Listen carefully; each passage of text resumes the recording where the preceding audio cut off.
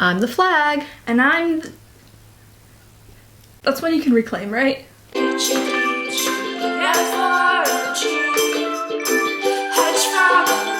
Flag, okay. Our Flag Means Death is a new series on HBO Max from showrunner David Jenkins, produced by Taika Waititi. In case you are a part of the probably 0.0000005% of our viewers who have not watched it yet, it is a romantic comedy set in the golden age of piracy, which follows Stede Bonnet, the gentleman pirate, and his ragtag crew of misfits as they attempt to make it as pirates. They eventually converge with Blackbeard, history's most fearsome pirate, and his crew, and he and Stede very quickly form a friendship, which turns into something more. It's romance, it's gay romance, and it's gay love. And they made it for us. Like, this show has everything. You want comedy? You got it, babe! You want romance? You got it, babe! You want beautifully crafted costumes that perfectly blend historical styles with modern anachronistic elements? You got it, babe! You want a non-binary pirate who is God's perfect killing machine? You got it, babe! You want an amazing soundtrack with possibly the best use of Fleetwood Mac's The Chain in cinematic history? You got it, babe! You want gay people? You got so many of those! You want to see two middle-aged autistic gay men teach each other how to mask? You got it, babe. You want to see two middle-aged autistic men become comfortable not masking around each other? You got it, babe! You want a seagull who is your friend? You got it, babe! You want to see Taika Waititi in a leather crop top and a sexy knee brace? You got it, babe! You want to see a mean gay man eat his own toe and be way too into it? You also have that! You want a found family? You got it, babe!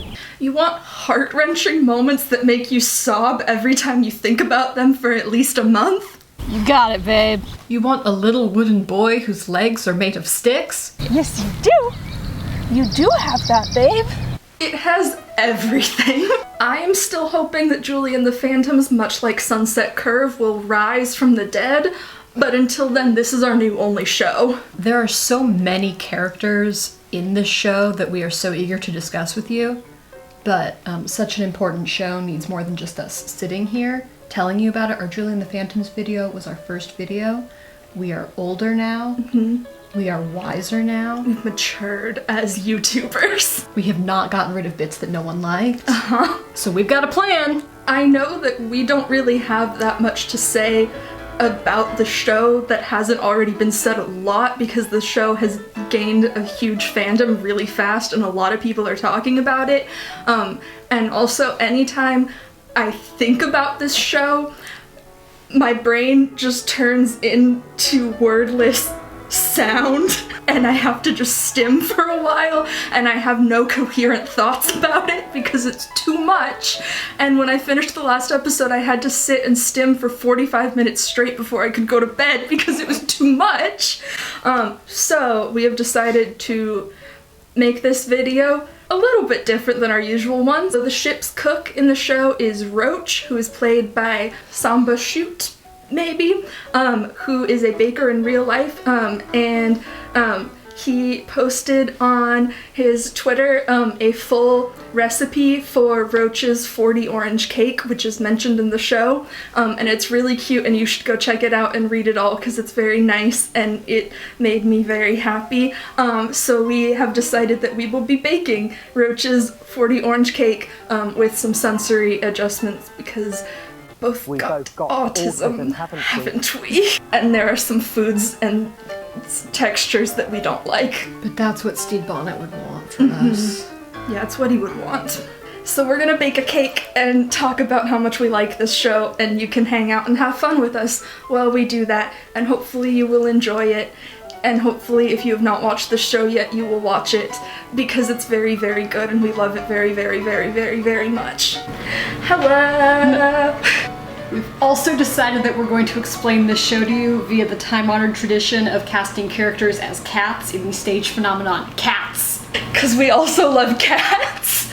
All I'm saying is that pirates have a noble tradition of putting on little plays on deck for each other, because pirates are all gay, and Our Flag Means Death has made it clear that you can have media that exists outside of the timeline if it's funny. So, it's not impossible that next season there's going to be an episode where Steed comes in and he's like, ooh, I want to do a little play, and everyone's like, I don't want to do a little play. And then Ed's like, we're doing a play, okay? Steed said he wants to do a play, so we're doing a fucking play. And they all want to do, they say, okay, can we do a scary play though? Can we do a fierce play? And then they all remember that cats are evil. Yeah. And steal children's breath. Yeah, and this is the scariest production they could choose. And then they do cats! Was this my idea? Yes. I was gonna say, I feel like I texted you this in the middle of the night and then immediately passed out. Yeah, and I started thinking about it and haven't stopped since. I'm just saying that they have enough arts and crafts skills to pull it off. Oh yeah, definitely. Yeah. Okay, while we are doing that, I will be baking the 40 orange cake. We have our oranges. Also I picked flowers so it would look pretty, because also I felt like, Steed Bonnet would enjoy having fresh flowers around. And this is my Christmas snake. Yeah, Christmas snake. And this is my unicorn, who will be acting as our mic stand, and also representing the unicorn on the mast.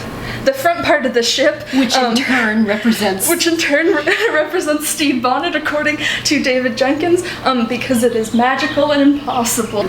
Noah, please pass me the flour. First, we are going to be making the sponge cake. If you would like to follow along with this, which would be the worst baking video to follow ever, we are going to start with a cup of flour sifted into here. Cats is an amazing show because things just sort of happen one after another and there's not really a plot. So we can just go through in order of how the cats are introduced. The first cat that we see, unfortunately, as he speaks directly to the audience, is Munkustrap. He opens the show and introduces us to the concept of the entire thing, which is that some cats are going to do some silly little dances for you. So his equivalent, we decided, is Frenchie, who we love, and who opens the show with a little shanty. Yeah, I love his little shanty. I love when he does his little shanties. He's the way that we get introduced to the pirate concept of the show. Half a teaspoon of baking powder. And we love him. And I feel like he kind of sets the vibe for us, much like Munkustrap does. yeah, Munkustrap does a gay little song with the ensemble cats about how all the cats are here to dance in a little silly gay way. And then you hear about how all the cats have silly little gay names, which also pirates do have. And I would just like to put forth that Edward Teach, that Blackbeard, the Kraken, does have 3 different names, much like a cat.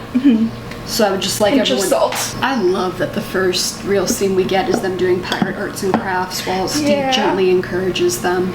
I want to be a part of the revenge crew. I want to do arts and crafts at sea with my little pirate friends. You can come on my ship. Oh yeah, I have a degree in being a pirate now. Yeah, sorry we didn't make any videos for 4 months. Noah was busy getting a marine biology degree and then cutting their hair. And now I have that, so now I can also name 1,000 sea creatures. Yeah, just like Buttons. Yeah. But the first cat in the musical Cats who gets a song about what their whole deal is, because Munkustrap doesn't get to really introduce himself and talk about what his vibes are. He just gets to say these are the cats. The first one that we really get to get the deal on is the old Gumby cat, Jenny Anydots. And that's perfect as a first one because this is who we have chosen for Steed to portray. I really like Steed as Jenny Anydots. Oh yeah. Cause like, he wants to teach the mice how to dance. Immense energies of teaching the mice and roaches how to be productive members of society and do a little dance and lead a Boy Scout troop of them. And also, too, I think he probably naps in the sun. 6 eggs at room temperature. I am using eggs from our chickens. I'm just gonna be cracking eggs for a minute. Jenny Anydots is not the primary protagonist, but Steed Bonnet is. So right away we start getting to know him and what his deal is. He runs the ship with like great delight, and he helps them work out their problems. They talk it Talk it through through as a crew. Also on the recipe, it says bake it through as a crew, and I like that very much. Jen Annie Dots has a whole little number about how fussy she is, and how she's a Boy Scout troop leader for the vermin in the house, that they'll learn productive skills and be able to like go out and apply for jobs, I guess. Also, I like it when she does the costume change. And I love her costume and you're change. supposed to think she went from like a frumpy little outfit to like a fancy one, but I like them both so much because they're just both so good. They're just silly little dresses for a cat to wear while she dances. And that's Steed Bonnet. I need to now whisk this at a high speed for a few minutes, so see you once these are all whisked. Okay. Okay, so off screen I whisked the eggs and then added in a cup of sugar gradually while it was still mixing and it was loud. And then now we need, I believe, 4 tablespoons. Yes, 4 tablespoons of orange zest. So Noah, would you like to do the honors of picking out the prettiest orange? I will pick out the prettiest orange. It's this one. Okay, would you like to do the honors Yes. of the zesting? Do I like that way? Yeah! And while we do that, we will talk about the next cat in the musical phenomenon Cats, who is Rumtum Tugger, who is a horny cat, but they don't call him that. He is Curious Cat. And our casting for Rumtum Tugger is Edward Teach / Blackbeard, because I think he would make a really good Rumtum Tugger. It'd be, yeah, I think it's the only role he would agree to play, first of all. We took into account both, like, not 100% just, like, who that person's personality is, but also, like, who would they want to play, and who would they do a good job of playing. The song's about how he's, fickle and chaotic and wild and also gay, but they don't say that part. Anyway, that said, the next cat that shows up, because this show just keeps on going, is Grisabella the Glamour Cat, assigned to our very own. I have cast Mr. Izzy Hands as Grisabella. Very own nasty little man, Izzy Hands. I love Izzy Hands. He's such a little freak. Grizzy Hands. Yeah, Grizzy Hands. And I think that he would be a great Grisabella because he could channel all of his angst and emotions and the memories that he's thinking about in the moonlight are when Ed cut off his toe. And he's probably a really good, snotty crier. Oh, yeah. It's just that I love him. Rat Man! Okay, and then I will be adding some zest to the mixer stuff. I'm a professional baking channel. Next is Wee John playing Bustopher Jones. I just think... Come back. I know. I just think that Wee John would be a really cute Bustopher Jones, and I think he would have fun just being a big nice cat who everyone loves and admires and gives food because they love him so much. And I hate the way that they did it in Cats 2019. It sucked so bad, and I hate James Corden, and I hate that they made it into a whole fat joke because he is respectable for his son. Yeah, the way that I interpret the stage show version of Bustopher Jones is that everyone loves him so much and he's just a fancy little man who everyone feeds because they love him, and food is a love language. His size shows how loved he is. And they were like, hey James Corden, do you want to ruin this like you ruin everything? And he was like, hell yeah, brother. Because I was once, 10 feet away from James Corden, and truly, I wish that I had... I just like him so much, and I want other people to appreciate Bustopher Jones as much as I do. We are adding the dry ingredients to the wet ingredients. Bustopher Jones is the best, and he deserves to die if he wants. That's what Cats is about! Yeah. I'm sorry! So now this is supposed to mix for 8 to 10 minutes, I think. Yeah. So maybe we take a little break. Yeah. And then we will come back while we are putting it in the pans and talk about cats Another more. cover from that. Oh my gosh. Okay, see you in a minute. Okay. Hi. Hi, we're back. So now, gonna get the pans ready. Pop it in there. For Roach, our beloved, we have given 2 roles. Because he has the range. Has the range. He gets to be Mungo Jerry and Rumple Teaser because he has the range. Also, we didn't have someone else Yeah. for those spots. Yeah, by range I mean the chaotic energy of not 1 but 2 cats who destroy everything they touch. I think that he's got the criminal ability. I feel like he would have the physicality for it. Yeah, I'm so sorry if there's just rumblies this whole time. ASMR. For Oluwande, we decided... I love Love it. We have gone with Old Deuteronomy. I think he's the only one who could really capture the vibe. Yeah. I think Fang could also be a good Deuteronomy. I did think about that a little bit when I was making my little cast list, but I think Olu is a really good Old Deuteronomy. This man is just trying to get everyone to focus and stop being crazy for half a second. And it never happens. It never happens. He's like, okay, maybe let's not go to the island where you're going to be murdered. No? Okay, we're going to the island. Fantastic. This is the worst day of my life. Also just like the calm, gentle vibe. Because Olu's very calm and gentle, and I love that about him. Also, I just kind of feel like he would have a beautiful singing voice. Yeah. Because he has like a very nice, like melodic sort of Yeah, it's voice. nice to And listen when he to does him. the little like, Nana, going for some cake. I love him.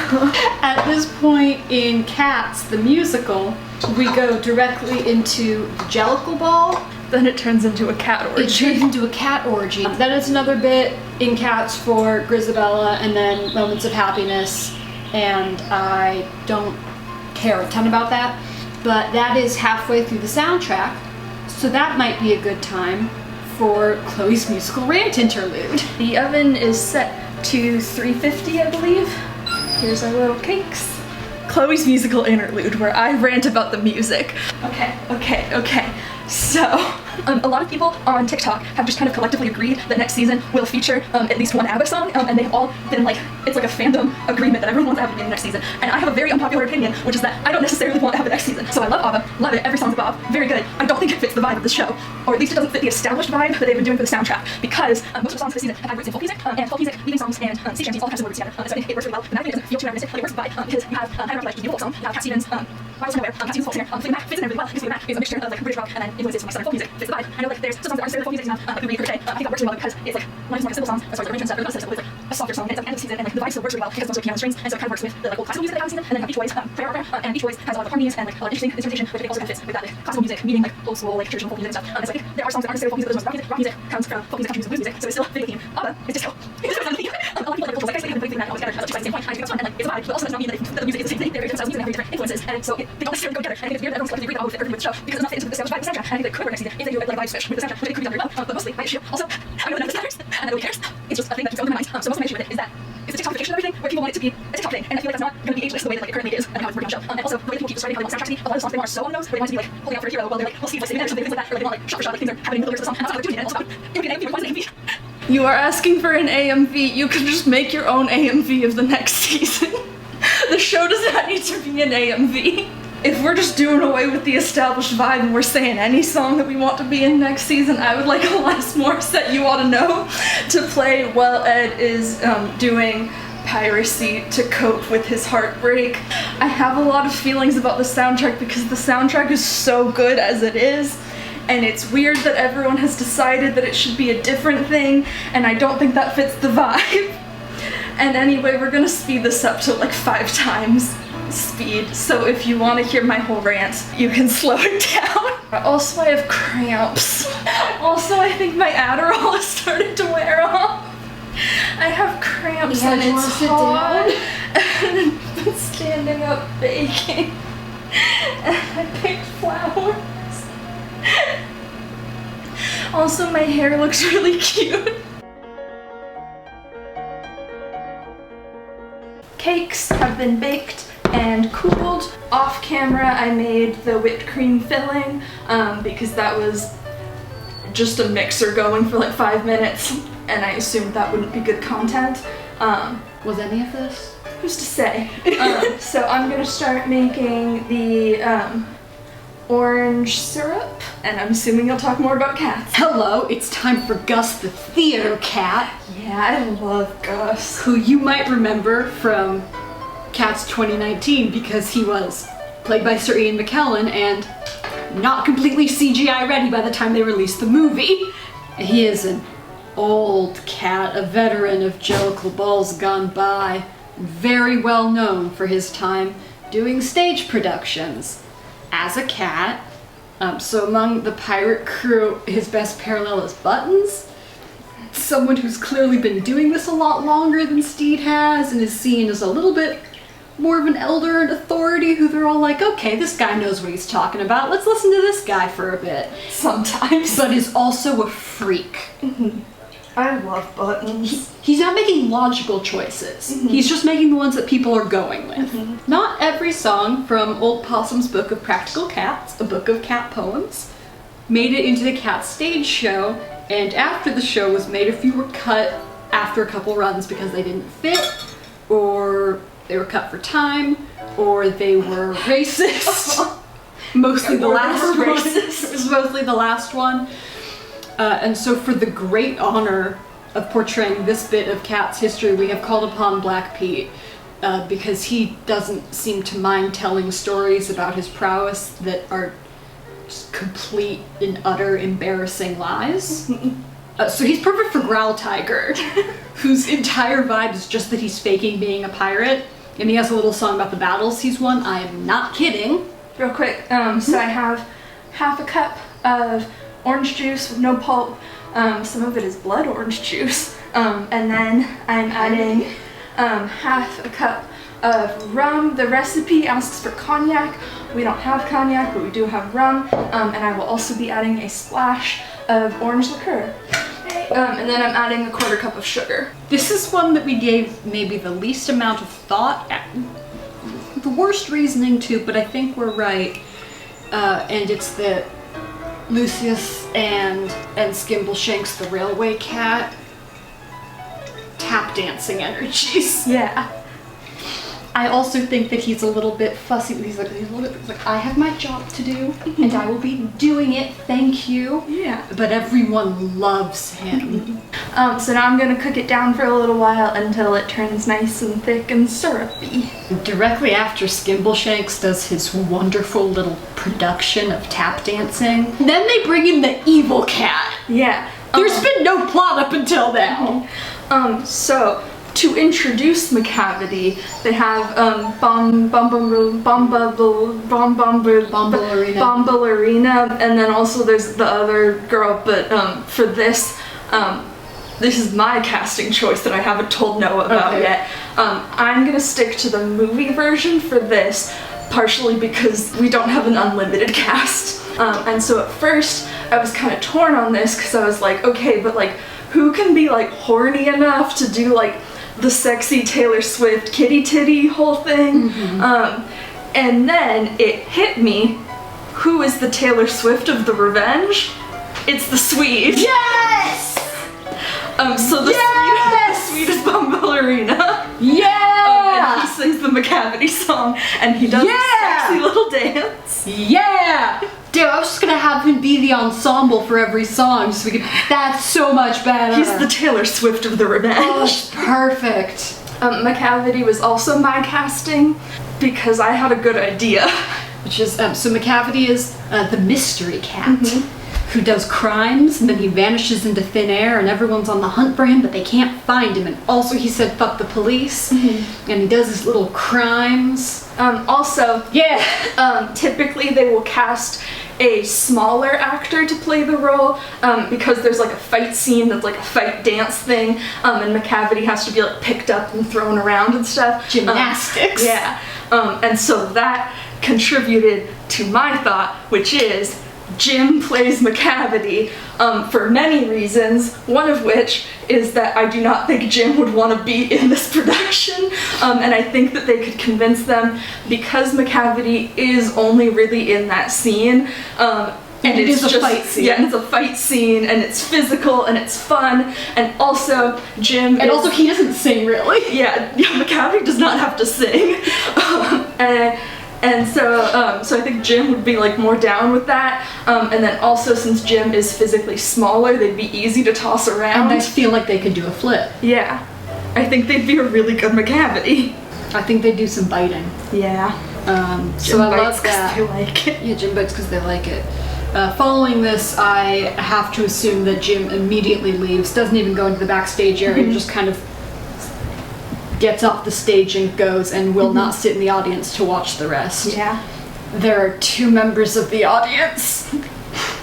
It's Fang and Ivan. They got them to be the audience, and they love it, and they applaud after every scene and after every song and after they do anything fun.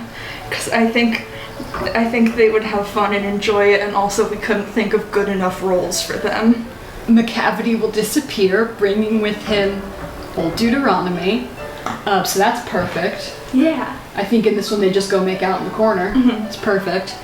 Yeah, Olu doesn't come back. Yeah, he doesn't come. Yeah, because then the next bit is there's an entire scene. This is where you get the magical Mr. Mistopheles. Oh, well, never was there ever a cat so clever as magical Mr. Mistopheles. Press It's a perfect song. But we could not assign anyone that role. It's too perfect, and also I think they would all want to be him. And they all could. They all have the range. They really all could. So I think that they just don't.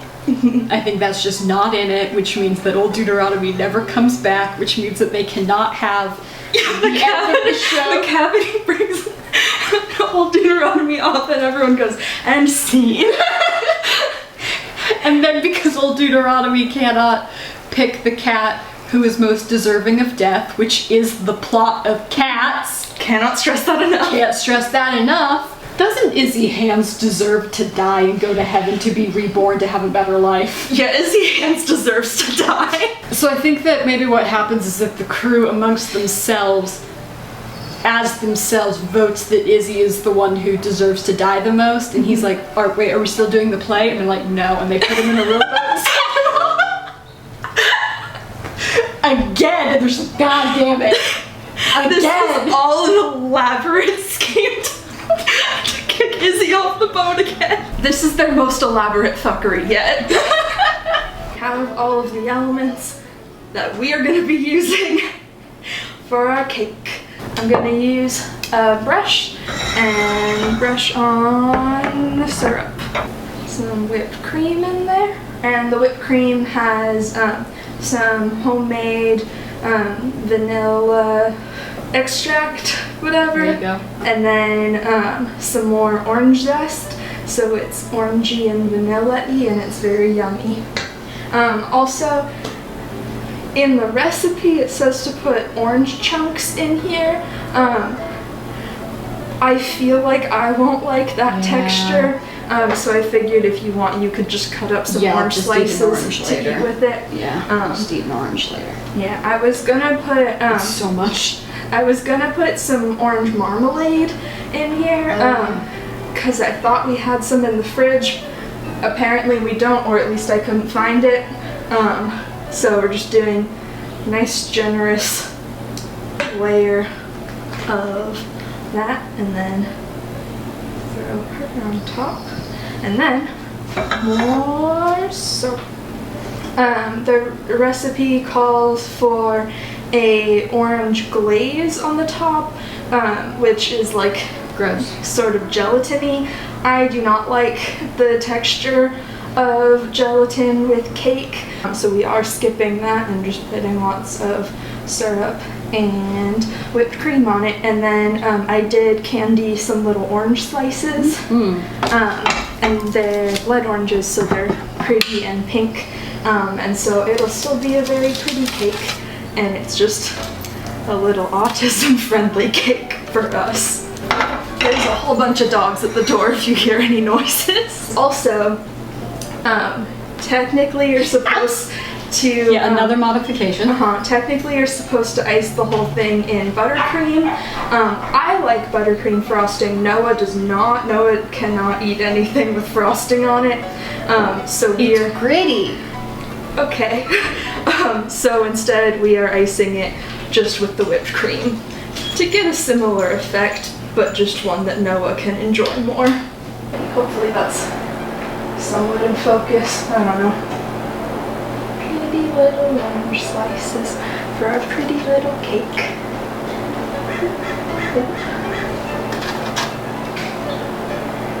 Also, I don't know if I candied these correctly. I just kind of winged it.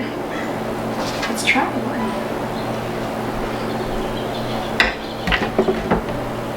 Yeah, it's good.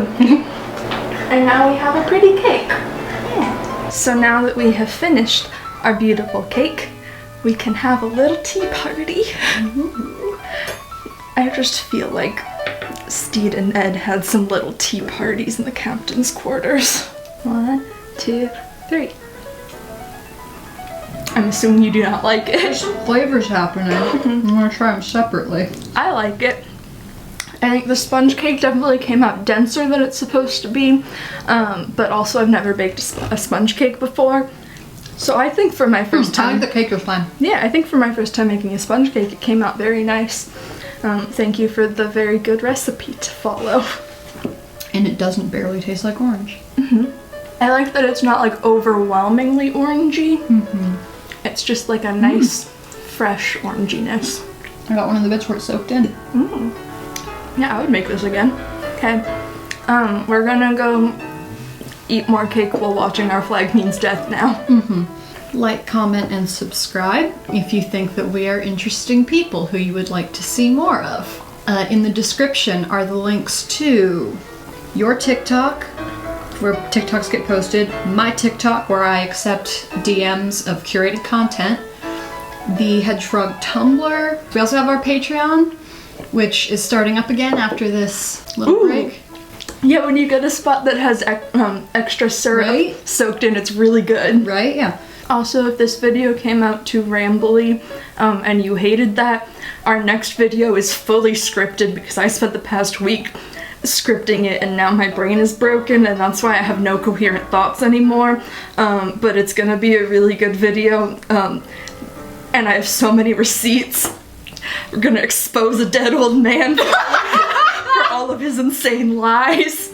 Had the living old lady facilitator. Hope you join us for that. Yes, so we'll see you next time, besties, for that one. Bedtime, baby. Bye. Bye. Come and sit on our log. We'll have fun with Hedgehog. Noah, Chloe, Frog, and Hedge. You can be our new best friend. H-E-G-F-R-O-G. Hedgehog on the wing. I feel just like my favorite gay baker. Yeah. Let's put his recipe up. Yeah. Give him some. Yeah, I'm just gonna throw, go watch, is it the Preppy Baker? I don't know, he's my favorite YouTube baker. And he definitely needs our help building his channel. Yeah, he's gonna message us later and say thank you so much, Hedge Frog, for building my career. No.